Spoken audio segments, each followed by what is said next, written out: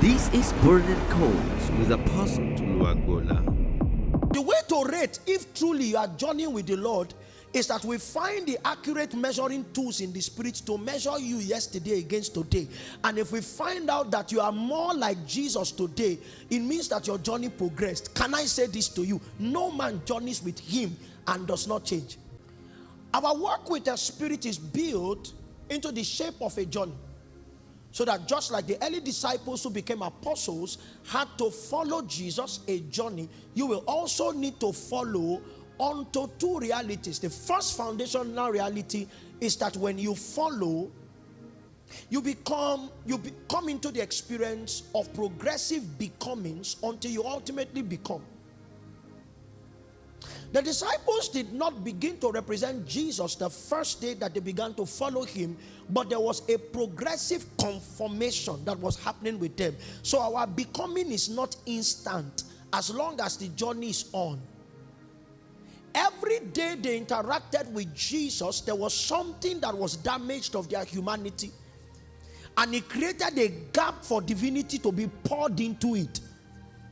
So the way to rate if truly you are journeying with the Lord is that we find the accurate measuring tools in the spirit to measure you yesterday against today.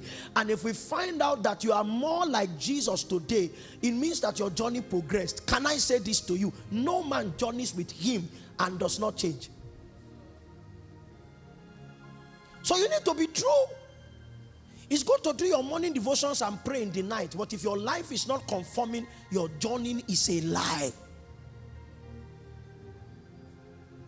If you have an abundance of encounters with Jesus, testimonies of seeing him, and when we take stock of your life, we find out that there is no radical change, it's a lie. For we all with unveiled faces, beholding as in a glass the glory of God, are transformed. It does not depend on you. If you see him, his sights implicate you. You can't see him and decide not to conform.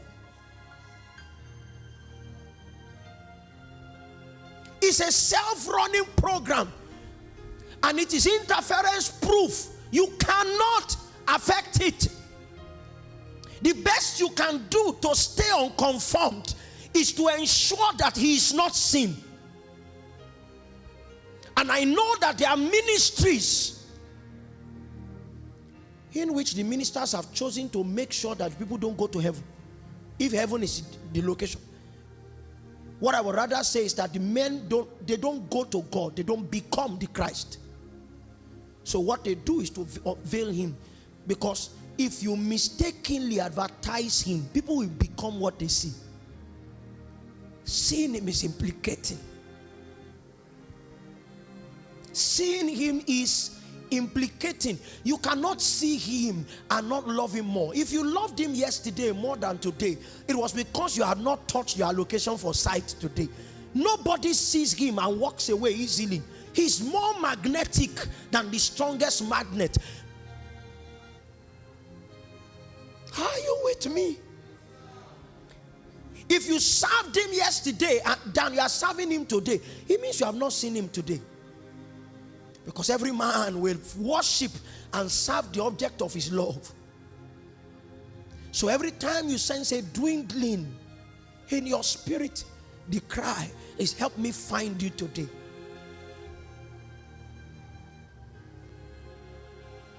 Help me find you. The second reality that happens on the journey beyond becomings is the reality of progressive possession. There are things that have been allocated to you. And as you continue to journey with him, you will find out that your list of possessions, spiritual and by extension natural, will become wider, will become larger.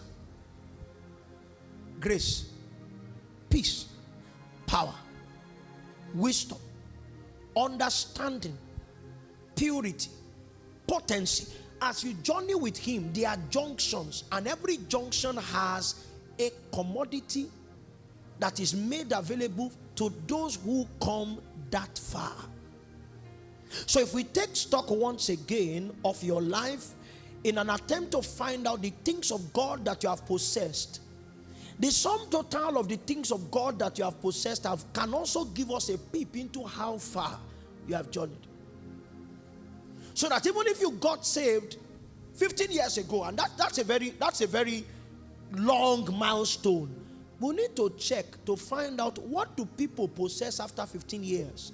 And if you are short, it means you have made a claim to follow Jesus for 15 years, but you may be a 2-year-old on the journey. Because every time you walked out of the journey was not incorporated into your time on the path. Every man's true what?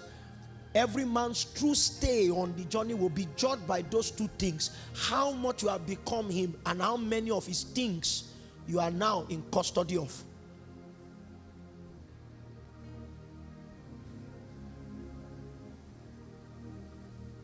Give me you. Everything else can wait. Give me you. I hope I'm not too late. Lord, give me you. Lord, give me you. Lord, give me you. Lord, give me you. Stay on the song. Now, those kind of songs are designed to help you take advantage of what is available. Appropriate songs, but they are junction songs. They are junction songs. They are junction songs. That song is not a song to initiate a giving. It's actually a song to respond to something that is being offered.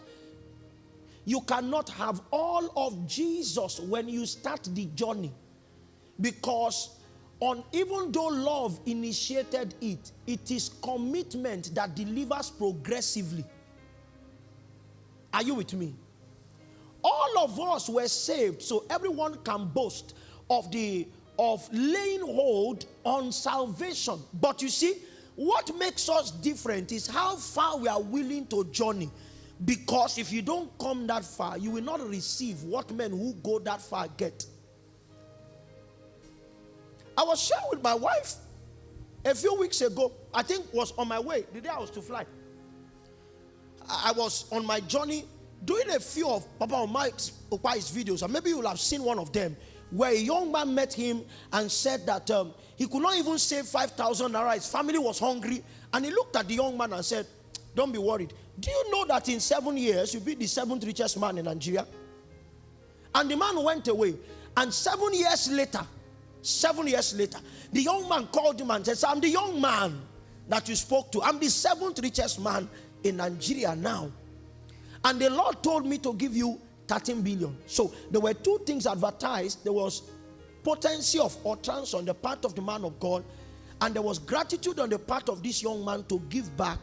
And immediately that young man said 13 billion. He said, "It's not true. God told you to give me only 1 billion. It's 13 billion. No, only 1 billion. You take the 12 billion, give me only 1 billion. So his wife came to him and said, "What are you doing? Do you know how much we can do with the extra 12 million? And his response was, "Is it about what we can do with the money or what the will of God is?" So the will of God was going to sever a man from 12 billion naira. That is called the faith of Moses. It's a rejecting faith. The will of God. Now, in another video, he spoke about how the money was spent. It was shared amongst pastors. And then he spoke of another pastor, the only one to have sat at the top of PFN and Can at the same time. That's the pastor, Oyo State, right? He said that Pastor Ayo came to him and said, but I heard that you were sharing money, and it was shared in 30 millions, 40 millions, 20 millions. That's how the money was shared amongst ministers. You didn't give me anything. He said, but when you came to me the last time, I gave you the keys of PFN and Can. I gave you the keys of PFN and Can. One man gave a man 2 keys and swayed the hearts of all men.